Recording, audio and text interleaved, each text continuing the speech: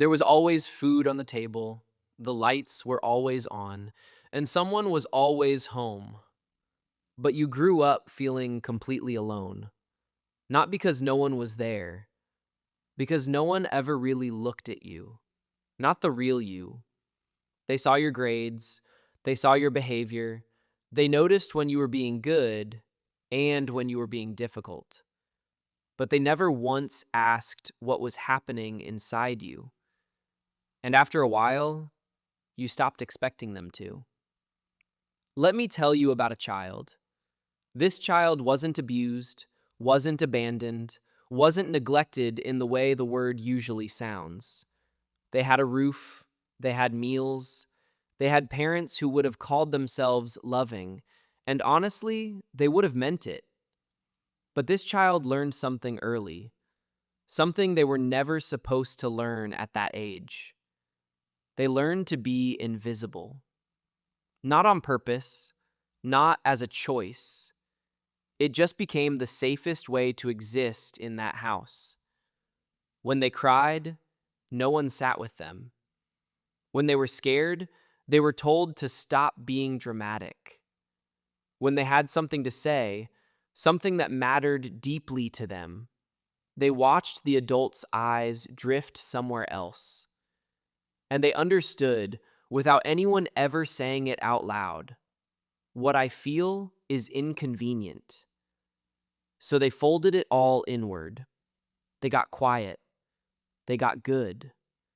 They became easy to be around because being easy meant not being ignored. Maybe that child was you. Psychologists have a term for what happened in that house. They call it emotional unavailability. But I want you to set that term aside for a moment because the clinical language doesn't quite hold the weight of what this actually feels like. This isn't about bad parents in the way movies portray bad parents. This is quieter than that, more confusing than that. This is about parents who showed up physically, but were somewhere else entirely. Parents who paid the bills, who made sure you were fed, who maybe even said, I love you, but who never once sat down and tried to understand the inner world of the person they were raising. And here is what makes this so uniquely painful. When the harm is obvious, you can name it. You can point to it. You can say, that happened to me and it hurt. But when the harm is invisible, when it's the absence of something rather than the presence of something, you don't even know what to grieve. You don't know what to call it. You just know that something is missing inside you, and you've spent years trying to figure out what. That missing thing? It was the experience of being truly known by someone who was supposed to know you. Here's what no one tells you about growing up unseen. It doesn't just hurt in childhood. It travels with you. It follows you into friendships where you give far more than you take because deep down you still believe your needs are too much. It follows you into romantic relationships where you fall for people who are a little unavailable, not because you're broken, but because unavailability feels familiar, safe even, like home. It follows you into rooms full of people where you somehow still feel completely alone. It shows up in the way you apologize constantly, in the way you shrink yourself to make others comfortable, in the way you feel a quiet panic when someone asks, how are you really doing? Because no one ever really wanted to know the answer to that when it mattered most. And the most heartbreaking part? You probably blamed yourself for all of it. You told yourself you were too sensitive, too needy, too emotional, too much. But here's what I need you to sit with for a moment. You weren't too much. You were in an environment that couldn't hold you. There's a difference, and that difference changes everything. Think about what a child actually needs to develop a secure sense of self. Not luxury, not perfection, just this. Someone who looks at them and reflects back that they are real, that they matter, that their feelings are valid and worth attending to. Developmental psychologists call this attunement, the simple, profound act of a caregiver looking at a child and saying, through words or simply through presence, I see you, I hear you. What's happening inside you matters. When that attunement is consistently missing, the child doesn't think, my parent is emotionally unavailable. They don't have that language. They think, something is wrong with me. Because children are egocentric by nature, not selfishly, but developmentally, they are the center of their own universe.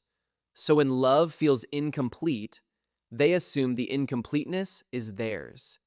They become little adults trying to earn a softness that should have been given freely. And they carry that strategy into every relationship they ever have. I want to tell you something that might feel strange to hear. Some of the most emotionally intelligent people you will ever meet are people who grew up unseen. Because when no one was reading you, you learned to read everyone else. You became hyper aware of moods, of tension, of the subtle shift in someone's tone that signals something is wrong. You became the person who notices when someone is off before they say a word. The person who feels things so deeply, it sometimes borders on unbearable. This didn't happen by accident. It happened because as a child, your survival, emotional survival, depended on it. You had to become sensitive to stay safe. You had to become perceptive because no one was going to help you navigate what you couldn't see coming. Your emotional depth is not a flaw. It is the most sophisticated adaptation your mind could have made. But here is the quiet tragedy inside that gift. You became so good at seeing other people that you never learned to let anyone see you.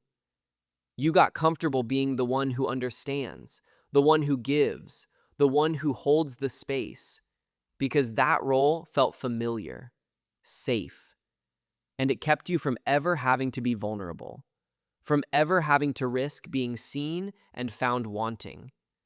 Because if no one truly sees you, then no one can truly reject you.